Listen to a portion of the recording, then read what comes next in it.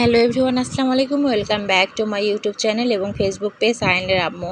আয়নের আম্মু এই ফেসবুক পেজটা একেবারেই নতুন, এখানে ফলোয়ার খুবই কম। তো যাদের কাছে আমার এই ভিডিওটা যাবে তাদেরকে একটাই প্রথম রিকোয়েস্ট করব যেন সবাই ফলো দিয়ে আসে। আর ভিডিওগুলো যদি ভালো লেগে থাকে তাহলে একটা লাইক কমেন্ট শেয়ার দিয়ে পাশে থাকবেন। অনেকে অবশ্যই শেয়ার করে না, কারণ ইউনিক কোনো কন্টেন্ট আমি রেডি করি দেই না, মানে আপনাদেরকে উপহার দেই না, তাই আপনারা শেয়ার করবেন না জানি, কিন্তু একটা লাইক তো করতে পারেন, তাই না? তো আজকে যে ভিডিওটা আমি আপনাদের মাঝে শেয়ার করতেছি এটা একটা সেলাইয়ের ভিডিও। এটা আমি একটা ব্লাউজ সেলাই করতেছি। এই শাড়িটা আমি কিনছিলাম প্রায় 6 মাস আগে, 6 মাসের বেশি সময় হবে, কিন্তু ব্লাউজ পিসটা কেটে আলাদা করে রাখা হয়েছিল, সময়ের অভাবে সেলাই করা হয়নি। তো যেহেতু আমার হাতে এখন হিউজ সময়, মানে আমি এখন কোথাও জব করতেছি না, আপনারা সবাই ভালো করে জানেন আমার ফ্রেন্ড ফলোয়াররা।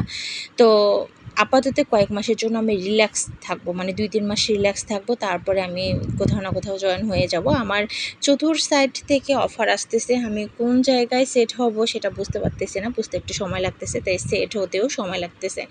খুব শীঘ্রই আমি সেট হয়ে যাব, আর খুব শীঘ্রই আমি আপনাদের মাঝে কোথায় সেট হচ্ছি সেই ভিডিও শেয়ার করে দেব। আপনারা অবশ্যই দেখতে থাকুন আমার ভিডিওগুলো, আমার সাথেই থাকুন, আমার পাশে থাকুন, সাপোর্ট করবেন, কারণ আপনাদের সাপোর্ট ছাড়া কেউ কখনো উঠতে পারে না, ছোটরা কখনো উঠতে পারে না। যাই হোক, যেহেতু সেলাই করতেছি, সেলাইয়ের একটা ঘটনা বলি। আমি কিন্তু আগে কখনো নিজে কাপড় কাটিং করতে পারতাম না, তবে সেলাই করতে পারতাম।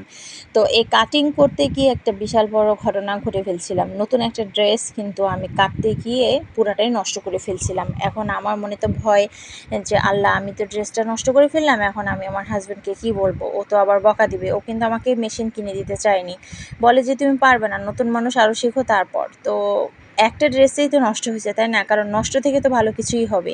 তা আপনি যত বেশি ভালো কাজ করুন না কেন, আপনার ভুল হবে, আর ভুল থেকে আপনি তত বেশি ভালো কিছু শিখবেন। আজকে দেখেন, আমি কিন্তু একেবারে যে পারফেক্টভাবে সেলাই করি তা না।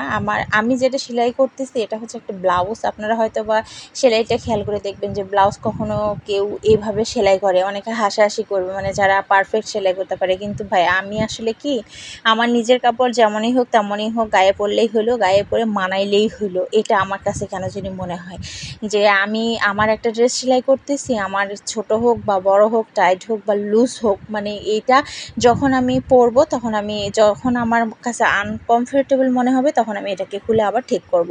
তো আর অন্য মানুষের কাছে গেলে বা দিলে, ওনাদের কাছে যাও, এটা চেঞ্জ করো, ওটা ঠিক করো, মানে মানুষ একটা বিরক্ত হয়।